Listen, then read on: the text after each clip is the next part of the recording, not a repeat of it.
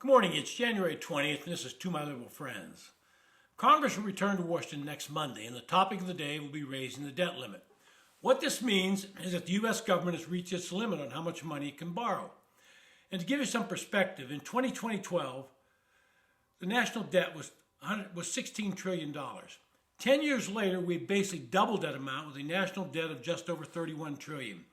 And the last time we had to raise the debt ceiling was 2017. Well, this morning, Gene Sperling, a White House advisor, and I should point out that Mr. Sperling has been advising Democratic presidents for decades and has a certain mindset that he doesn't change. Well, he was interviewed on TV and made it plain that President Biden has no intention to negotiate with Republicans on this issue and expects Congress to simply raise the debt ceiling. He then went to the normal Democratic scare tactics by saying Republicans in Congress want to cut off your Medicare and Social Security. Now, he knows that's not true. But Democrats hope that if they say it enough people will believe them and side with them in this debate. But Republicans have made it very clear, and they've stated it, that entitlement spending, Medicare and Social Security, are not the spending items they're discussing. In the past 2 years, Democrats in Congress, at the urging of the Biden administration, have spent over $5 trillion, and they show no signs of slowing down on government spending. Republicans, who now control the House, and that acts as a block to Democrats being able to have a blank check on spending, they've made it clear that discretionary spending has to be reduced. Mr. Sperling brought up the notion of a balanced budget as another scare tactic. Nobody in the Republican leadership has said they want an immediate balanced budget, but in the back of their minds, they have to know that that concept is an ultimate goal, as they should. In fact, even Democrats should want to balance the budget, but they don't show any inclination of doing that in the near future. I worked in Washington, D.C. for 42 years.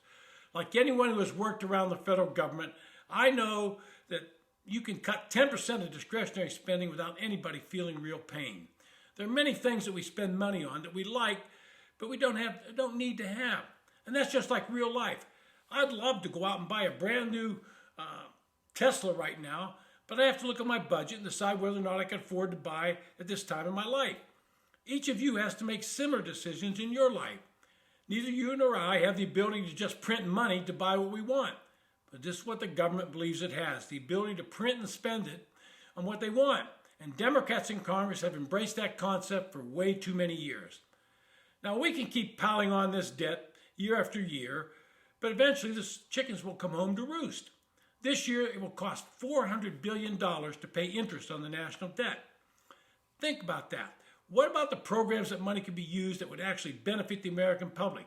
Think if we could put $400 billion additional money into infrastructure or education or even health care. The Congressional Budget Office estimates that the cost of interest on the national debt will balloon to $1.2 trillion in 10 years. That's a debt we're passing on to our children and grandchildren because we're unable to stop spending on things we want today. Do you think it's fair to them? And I've said on this podcast that we need to cut spending as well as raise revenue. I've suggested a few ways to actually raise revenue by raising certain taxes on the ultra-wealthy in this country. Now, that may sound like heresy from a Republican, but I think can be done with very little pain. At the same time, we have to cut spending, and we have to cut it now. The tax that I've suggested be raised is the top rate that was reduced from 39.6% to just under 37%.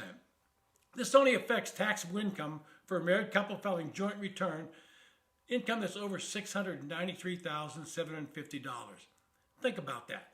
That doesn't affect many people in this country, and the amount of the tax is insignificant to them. Those tax rates are set to expire in 2025 anyway, so let's raise the top rate now.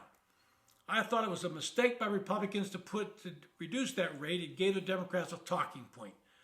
I also want to comment on the scare tactic being used about Medicare and Social Security.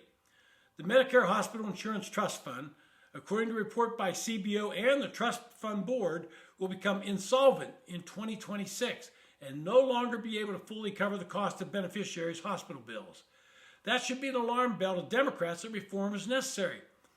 They need to quit trying to scare people and start addressing the reality of the situation. Now, I've outlined what I believe is a partial solution to both Medicare and Social Security reform in previous podcasts. But to sit on your hands and do nothing, as many Democrats seem determined to do, is abdicating their responsibility to the seniors in this country.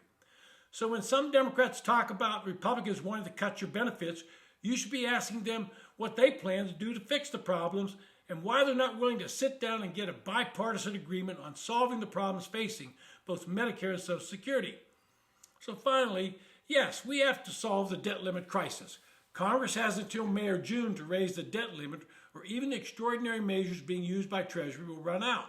But this is a bipartisan issue, and sticking your head in the sand and saying you will not negotiate shows that you're more interested in scoring political points than solving the problems facing the nation. Do you hear me, Chuck Schumer, Hakeem Jeffries, and Joe Biden? Listen, start negotiating.